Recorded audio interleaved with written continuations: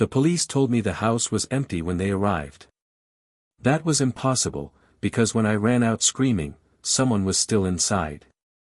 I didn't even realize I was bleeding until I was already halfway down the street, barefoot, my phone slipping from my shaking hand, my lungs burning as if I'd been underwater too long. The front door behind me slammed shut on its own, hard enough to rattle the windows, and that was the moment I knew, whatever I'd heard upstairs wasn't my imagination. I had babysat dozens of times before. Nothing like this had ever happened. It started as a normal Friday night. Too normal. The kind of quiet that makes you feel safe enough to let your guard down. The kind of quiet you only appreciate before you learn how wrong things can go. The parents had been gone less than an hour when the first sound came from the second floor. A slow, deliberate creak. Not the kind houses make when they settle, but the kind that sounds like weight shifting. I remember pausing the TV, holding my breath, listening. The kids were asleep. They had been asleep. I had checked on them myself. Both doors closed. Both nightlights on. No movement. No noise. So why did it sound like someone was pacing above me? I told myself it was nothing. That's what almost everyone tells themselves right before something terrible happens. The sound came again. 3 steps. Then silence. My phone buzzed with a text from the mom, "Everything okay?" I typed back, "All good," even though my heart had started beating a little too fast. I didn't want to seem paranoid. I didn't want to overreact. Babysitting jobs depended on staying calm, responsible, mature.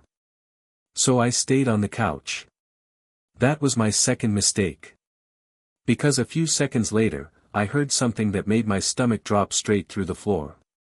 A child laughed. Soft. Quiet.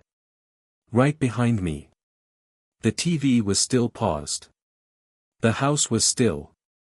And the laugh didn't belong to either of the kids I was watching. It came from the hallway. Close. Too close.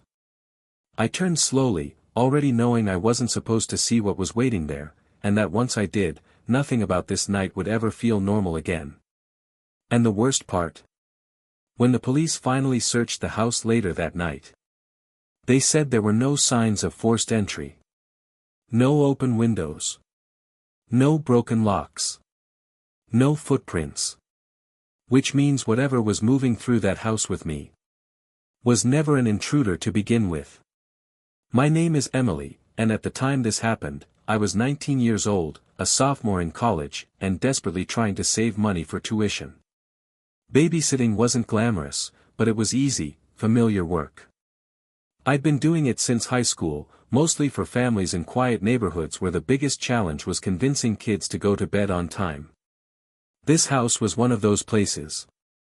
A large 2-story home in a peaceful suburban area, tree-lined streets, wide driveways, porch lights glowing warmly against the evening dark. The kind of neighborhood where people left bikes in their yards and waved at each other while walking dogs. I'd babysat for the Carters 3 times before. 2 kids. Lily, 6. Noah, 4. Sweet, well-behaved, the kind of kids who fell asleep halfway through bedtime stories. Their parents were friendly, normal, slightly overprotective in that reassuring way. Nothing about them ever felt strange. It was a Friday night in early fall. Just after 7:30 p.m. when they pulled out of the driveway, the red glow of their taillights disappearing around the corner. Mrs. Carter reminded me, again, that the kids were already bathed, fed, and ready for bed. "All you need to do is read to them," she said, smiling. "They'll be out in 15 minutes. She was right. By 8 p.m., both kids were asleep upstairs. I checked on them twice, adjusted Lily's blanket, made sure Noah's nightlight was plugged in. Their doors were slightly open, the hallway dim but comforting. Everything felt peaceful. Downstairs, the house was quiet in that cozy, late-evening way. The dishwasher hummed softly in the kitchen. A faint clock ticked somewhere on the wall. Outside, Crickets chirped rhythmically, their sound drifting in through a cracked window. I curled up on the living room couch with a blanket, scrolling through my phone. I remember thinking how easy this job was. How lucky I'd gotten. I even texted my roommate, joking that I was getting paid to watch Netflix in a mansion. My mood was relaxed. Calm. Almost bored. The living room lights were dimmed, but not dark. The hallway light was on. The stairs leading up to the second floor were visible from where I sat, white railing, beige carpet, nothing unusual. The house smelled faintly like lavender cleaner and dinner leftovers. Safe smells. Safe sounds. Safe place. At around 8:45 p.m., I paused my show and listened, just out of habit. No footsteps. No crying. No voices. The kids were still asleep. The house was doing what houses do at night, settling, breathing. I remember feeling oddly comfortable there. Enough that I took my shoes off and tucked my feet beneath me. Enough that I didn't mind being alone in a house that big. That comfort is important to understand. Because fear doesn't arrive all at once. It replaces safety slowly. At 9:10 p.m., I stood up to grab a glass of water from the kitchen. As I walked past the staircase, I glanced up automatically, checking the hallway like I always did. Both bedroom doors were still open. Both nightlights still on. Nothing had changed. I poured the water, leaned against the counter, and took a sip, listening to the quiet. I felt responsible. In control. Awake and alert.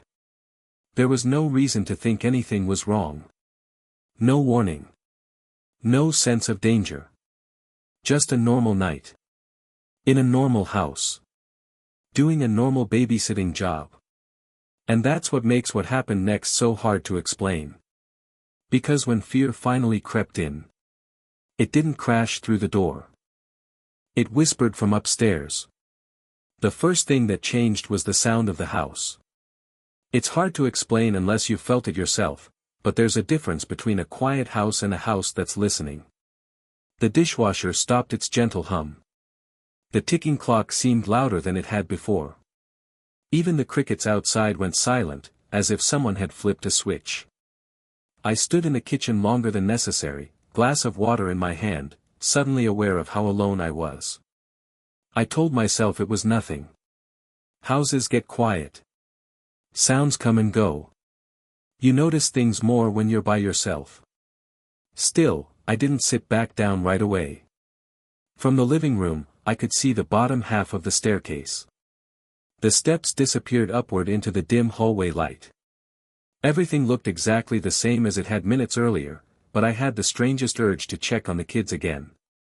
Not panic. Not fear. Just a nudge in the back of my mind. I walked to the stairs and stood at the bottom, listening. Nothing. No footsteps. No crying. No movement. The kind of silence parents pray for when they put their kids to bed. I climbed halfway up and whispered their names, soft enough not to wake them. Lily? Noah? No answer. I felt a little silly for even checking, so I went back downstairs and sat on the couch, pulling the blanket tighter around my shoulders. That's when I heard it. A faint sound, barely noticeable at first. A soft tap coming from somewhere above me. Not rhythmic. Not repeated. Just, one tap. I paused my show. Listened. Nothing followed. My heart sped up slightly, but I forced myself to relax. Old houses make random noises. Pipes shift. Wood contracts. Every babysitter hears weird sounds eventually. I unpaused the TV. A minute later, there was another noise. This time, it wasn't a tap. It was a slow creak, like a floorboard taking weight and then releasing it.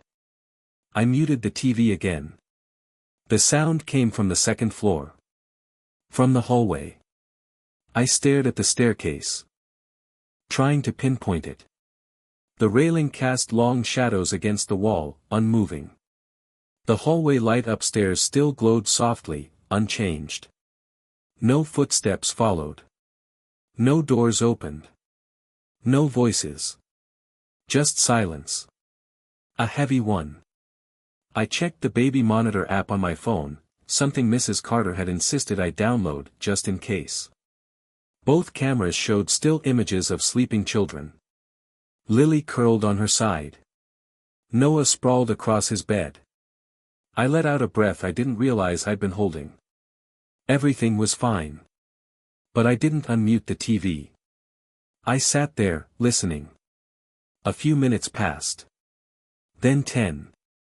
The feeling didn't go away. It grew. It felt like being stared at, not directly, but from somewhere just out of sight. The back of my neck prickled. My skin felt too tight, like the air itself had thickened. I shifted on the couch, uncomfortable now. The blanket felt heavy.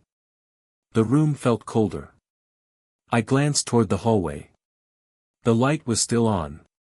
But it looked dimmer. Not off. Just weaker.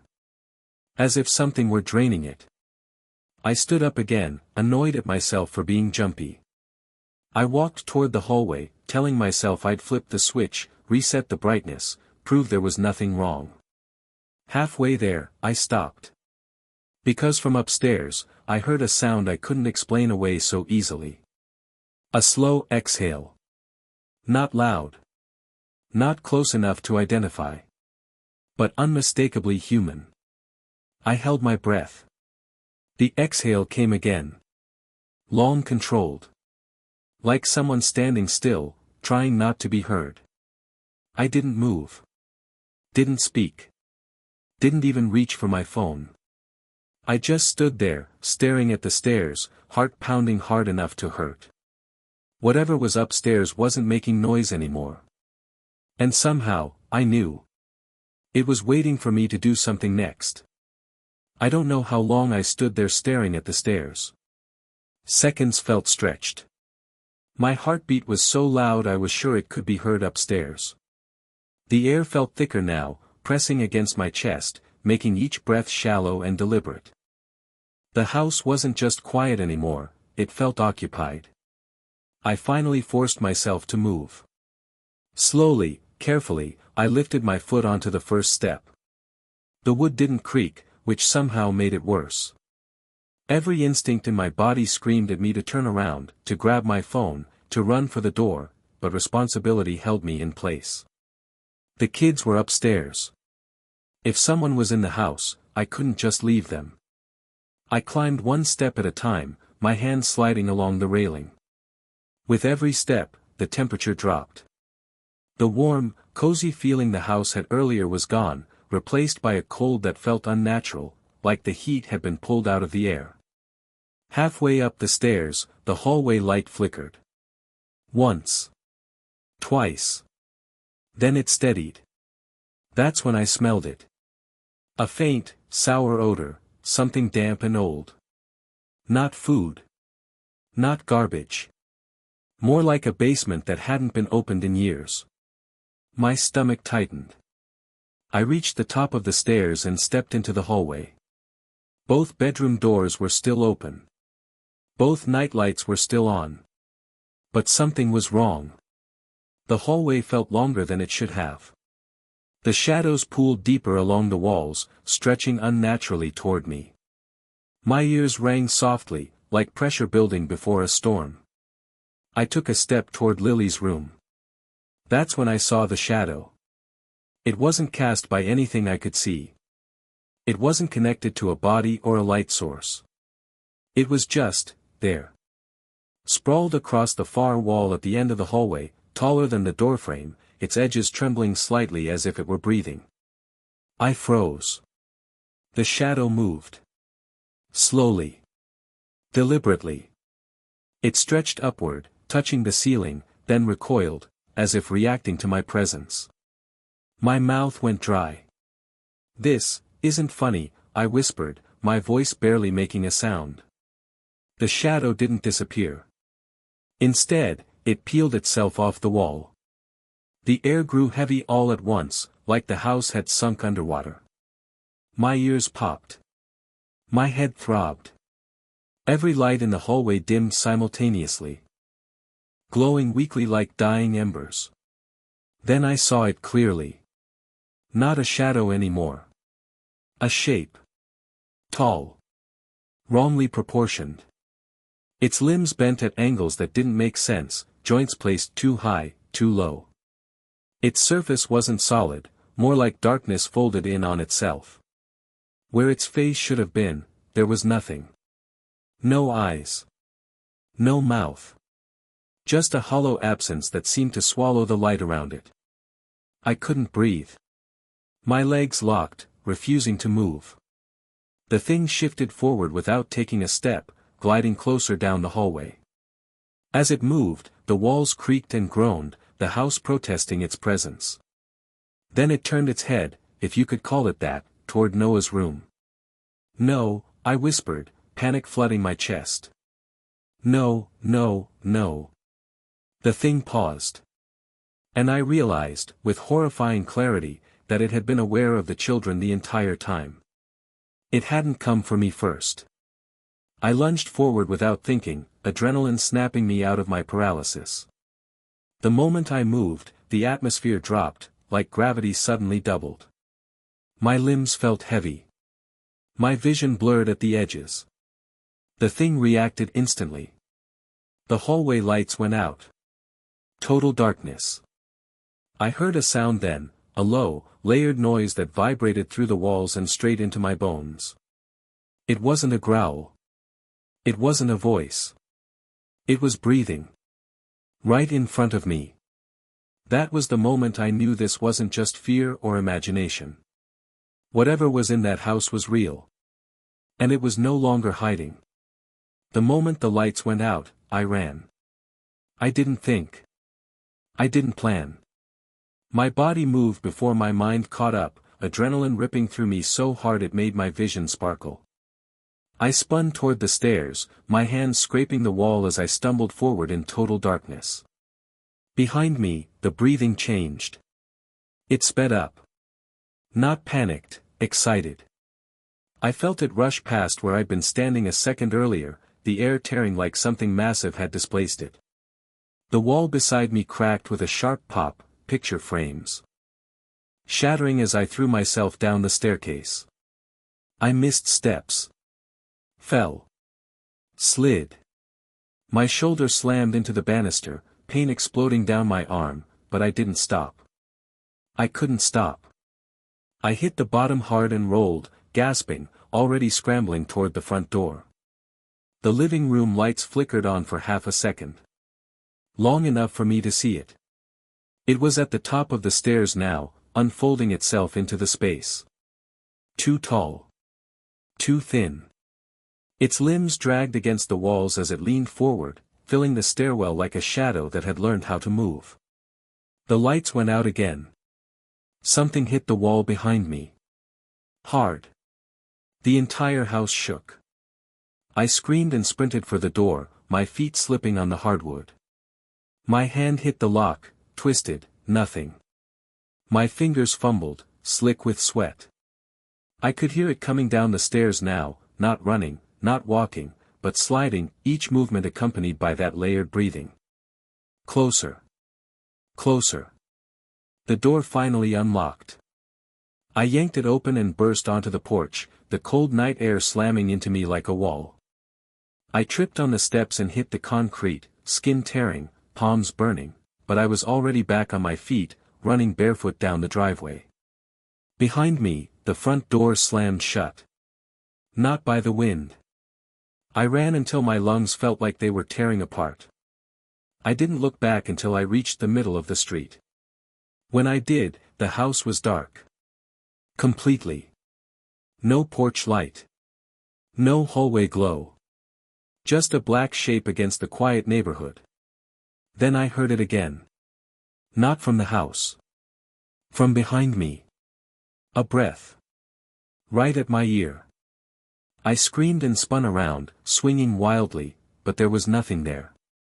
The street was empty. Silent. Still. Lights flicked on in nearby houses. A door opened. Someone shouted my name. I collapsed onto the asphalt, sobbing so hard I couldn't speak. Police lights arrived minutes later, red and blue washing over the street, over the house, over me. Officers helped me up, wrapped a blanket around my shoulders, asked me questions I couldn't answer fast enough. They searched the house. Every room. Every closet. Every crawl space. They found the kids asleep in their beds, unharmed. Peaceful. Exactly where they were supposed to be. No signs of forced entry. No broken windows. No fingerprints that didn't belong. The walls upstairs, though.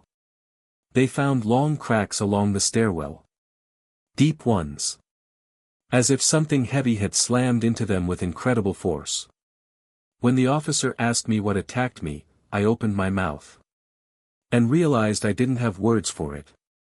Because how do you explain surviving something that never officially existed? How do you explain running from something that didn't leave footprints?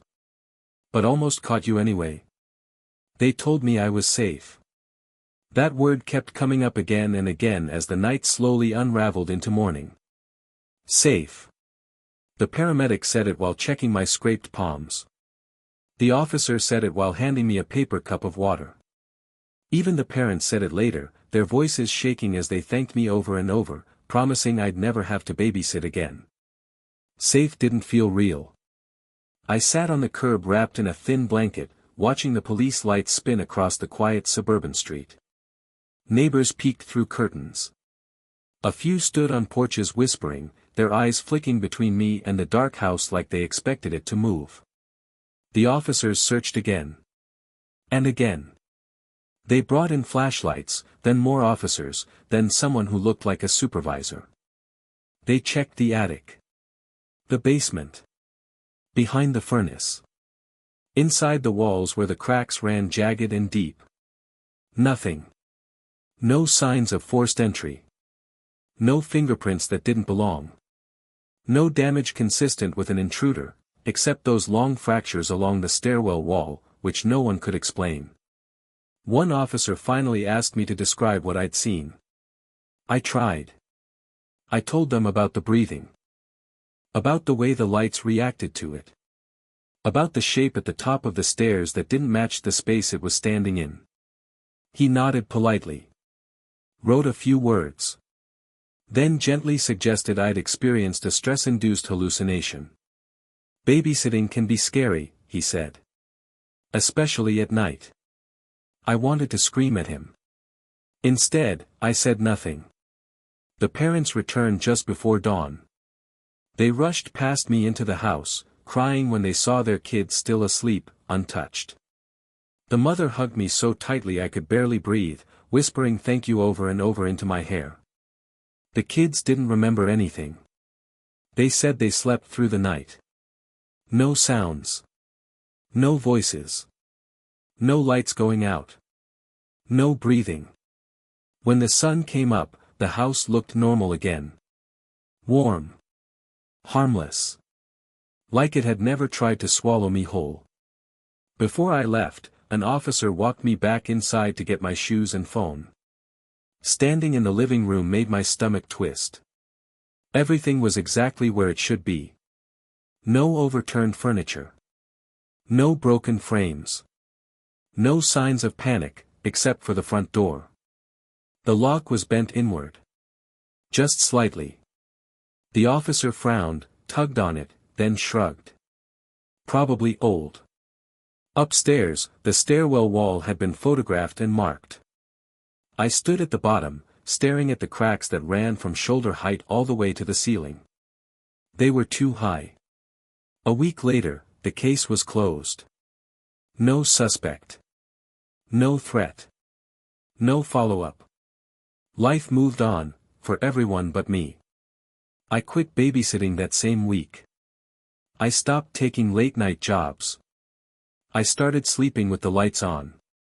Silence became unbearable. Darkness felt crowded. Sometimes, when I close my eyes, I still hear the breathing. Slow. Layered. Right behind me. Months later, I got a message from the family. Just a short one. They said the kids had started waking up at night, complaining about someone standing at the top of the stairs, watching their doors. The parents installed cameras. Nothing ever appeared on the footage. Except once.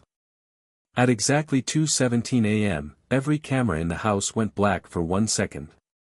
When the feed came back, the stairwell wall had a new crack. Higher than before. And the kids swear they can still hear breathing. But only when the house thinks no one's listening.